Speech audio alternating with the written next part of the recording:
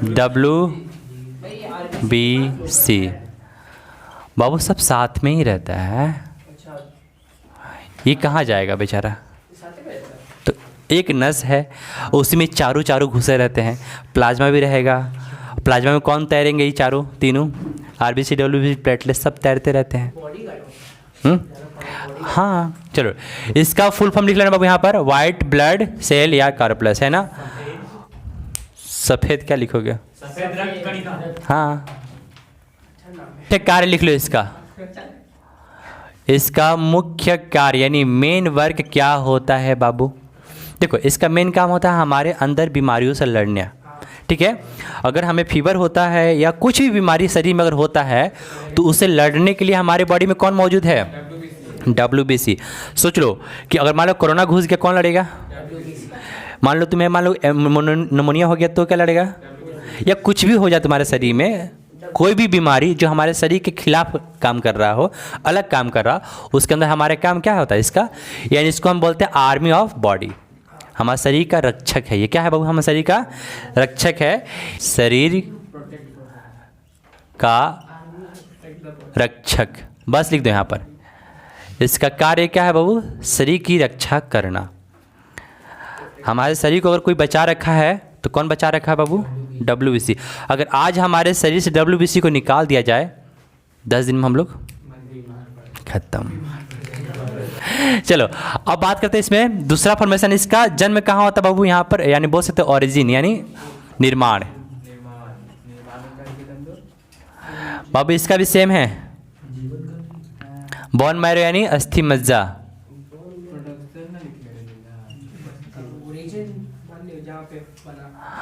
बाबू ये भी कहाँ बनता है? जहाँ RBC बनता है वहाँ पे WBC बनता है, लेकिन ये बहुत कम बनता है। RBC जहाँ बहुत ज़्यादा होते हैं मात्राएं, और ये भी उतना ही कम, ठीक है। चलो इसका भी जीवन काल होगा। जीवन काल जो है यानी लाइफ स्पेन कितने होंगे इसके? बहुत ही कम होते हैं, ठीक है। 3 दिन नहीं, लगभग 10 से 12 दिन, है ना। 8 से 12 दिन लिख देना, ठीक है। सोच लो, यानी ये सबसे पावरफुल और रहता है सबसे कम दिन। लीटर नहीं, नंबर है, नंबर। हाँ इतने पार्टिकल्स हैं इसके। हाँ सर तो ये WBC सैनिक प्रतिरोधी क्षमता क्या है? प्रतिरोधी क्षमता क्या है? क्या चीज़ मतलब? प्रतिरोधी क्षमता मतलब समझ नहीं आ रहा तुम्हारा। Immunity power. क्या इम्यूनिटी पावर? मतलब वो भी तो मदद करता है इसको।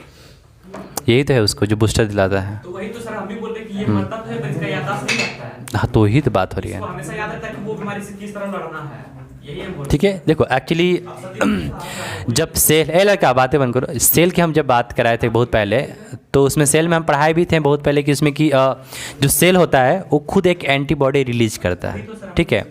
जो एंटीबॉडीज यही है, ठीक है, ये खुद रिलीज करता है। अगर हमारे शरीर में अगर मान लो देखोगे हम लोग जो वैक्सीन लिए थे, है ना, तो वैक्सीन में रियल में क्या था? वो एक कोरोना ही तो था, वो तो कोरोना ही था, है ना।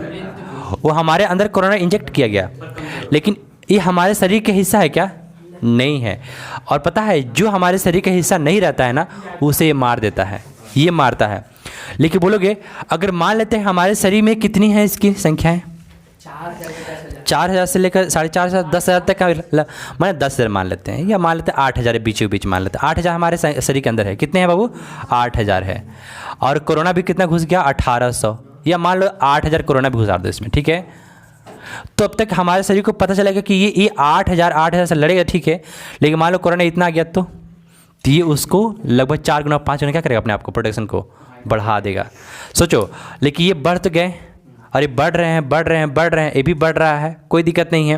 लेकिन ध्यान, इसके चक्कर में हमारे शरीर का इम्यूनिटी सिस्टम क्या हो गया? बढ़ जाता है, क्योंकि हमारे सेल को उतना ही WBC रिलीज करेगा या उतना ही एंटीबायोटिक रिलीज करेगा जितना हमारे शरीर की आवश्यकता होगी। अगर हमारे शरीर जैसे मान लो तुम्हें 2 रोटी खाना है तो तुम 2 रोटी बनाएगी, लेकिन पता लगा तुम्हारे घर में गेस्ट आ गया 10 रोटी बनाएगी। सिंपल सा है। तो वही है कि हमारे शरीर में जो एंटीबॉडी है उसकी संख्या सेम है, क्योंकि उसको पता है भाई नॉर्मल फीवर होगा हम ठीक कर देंगे। लेकिन अगर सोचो अचानक से कोरोना ने हमला कर दिया तो वो हमारा प्रोटेक्शन नहीं रोक पाएगा उसे, ठीक है। तो उसके लिए क्या होता है, हमारा बॉडी में एक नकली कोरोना डालते हैं, उससे लड़ने के लिए अपना बॉडी एंटीबॉडी बहुत बना लेता है। अब मरता तो है नहीं, मरने में थोड़ा टाइम लगेगा, है ना, और रिलीज कर रहा है, और उसको लगेगा कि अब चलो इतना ही रिलीज करना है हमेशा, क्योंकि इसका शरीर की इतनी क्षमताएं हैं, है ना। जैसे मान लो कि हम गए एक दिन में 100 किलो उठा दिए, खत्म कहानी।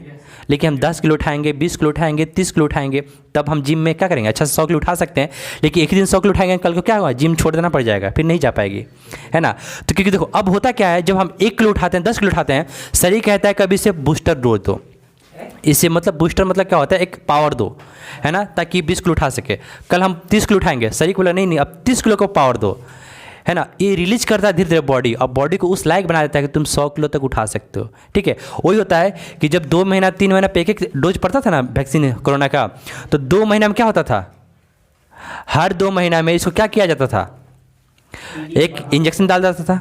वो इंजेक्शन फिर क्या करता था? उसके चक्कर में हमारा अंदर एंटीबॉडी और ज़्यादा बनता था।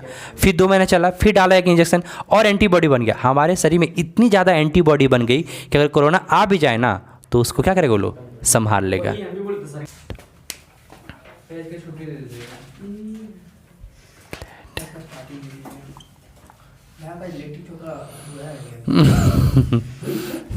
प्लेटलेट्स, है ना।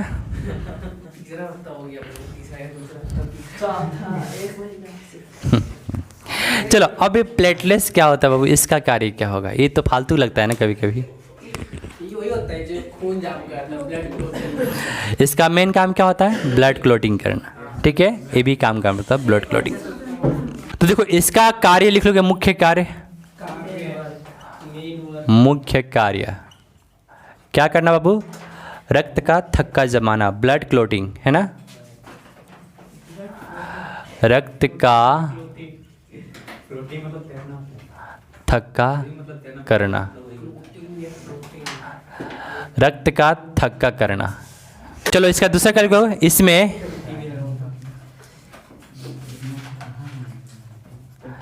थ्रोम्बोसाइट, इसमें थ्रोम्बोसाइट पाया जाता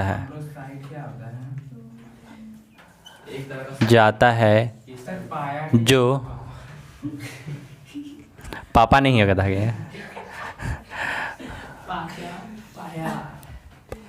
पाया जाता है, जो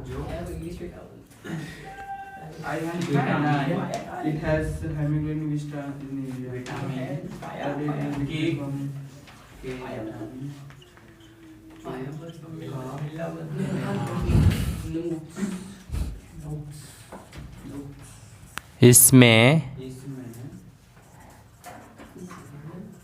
हिपेरिन पाया जाता है, जो शरीर के अंदर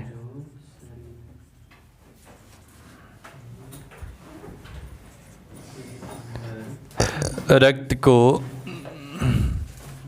थक्का नहीं जमने देता है, ठीक है। चलो आप थोड़ा सा एक बार दिल इसको खत्म करें जल्दी चैप्टर, ठीक है। WBC मतलब मुख्य कार्य क्या हो गया? रक्षा करना, निर्माण, अस्थि मज्जा, जीवन काल, हाँ।